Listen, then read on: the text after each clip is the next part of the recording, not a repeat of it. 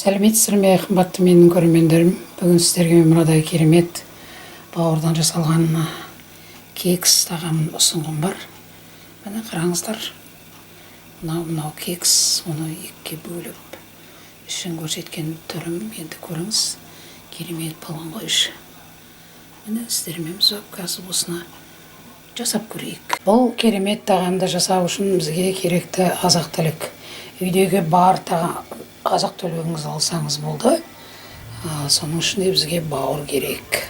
Міне мына бауырды турап алуымыз керек. Өте майда емес, өте ірі емес. Турап алуымыз керек. Міне қараңыз. Мынадай көлемде турап алып жатырмыз. Міне мынау ірімшікті, сиыр дейді ғой. Соны күштен өткізіп алдық. Енді мынау піскен жұмыртқаны турап алуымыз керек. Майлап турай беріңіздер.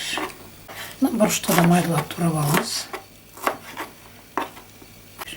Енді кезекте мынау сарымсақты турап алу керек. Оны күштен өткізсеңіз де болады. Мен бірақ турайын деп шештім. Міне қазанға да келдік. Біз бауырды қуырып алуымыз керек. Бұл рецептте тауықтың бауыры болу керек екен. Бірақ біз тауықтың арасында өстік, оның бауырын жемедік қой, уақыт өтті. Сондықтан кәдімгі сиырдың бауырымен жасап жатырмыз. Ең жақсы жеріне келдік, мынаны қуырып алып келдік. Енді мына жұмыртқасын салуымыз керек. Енді бұл жерде мынау сиыр дейді ғой, ірімшігін салуымыз керек. Мынау қызыл бұрышын салуымыз керек. Сосын бізге бұл жерге көк пияз керек. Енді бұл жерге бізге жұмыртқа керек.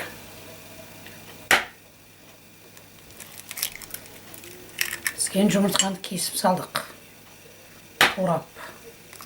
Енді бізге мынау піспеген жұмыртқа керек.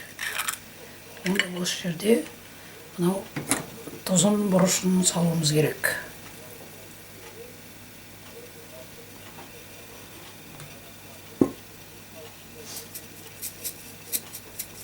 Бауыр тұздалған, қалған тұздай беріңіз жұмыртқасын. Міне, мына кекс пісіретін ыдыстарға салып жатырмыз. Керемет болып шығуға тиіс. Қонақтарыңыз келсе таң қалдырасыз. Міне жаңадан кішкентай қалып кетті. Соны мынандай ыдысымызға салып қойып жатырмыз. Бұл да бір кекстің түрі болады. Міне мынау 35 минут тұрды. Қараңыз, қандай керемет болған. Қазір бісміллә деп алып көрейік.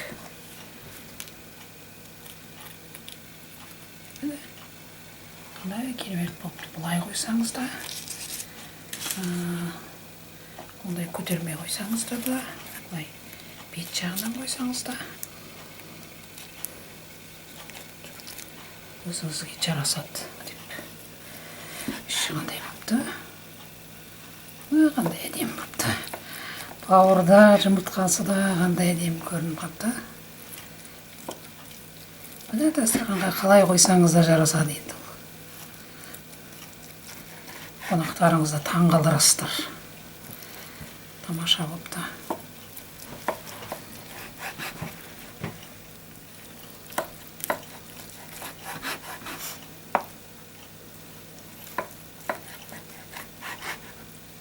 Міне енді осылай жасап жүріңіздер. Мына кекс салатынға салсаңыз да, мынау бұлай үлкен кекс салатын ыдысқа салсаңыз да, сондай керемет болып шығады екен. Осы менің әдісім ұнаса, лайк басып, комментарий жазып, ойларыңызды ортаға салыңыздар. Артық киім болса, айтыңыздар. Сіздер қалай жасап жүрсіздер, соны айтыңыздар. Қараңыз қандай керемет болған. Астарыңыз дәмді болсын.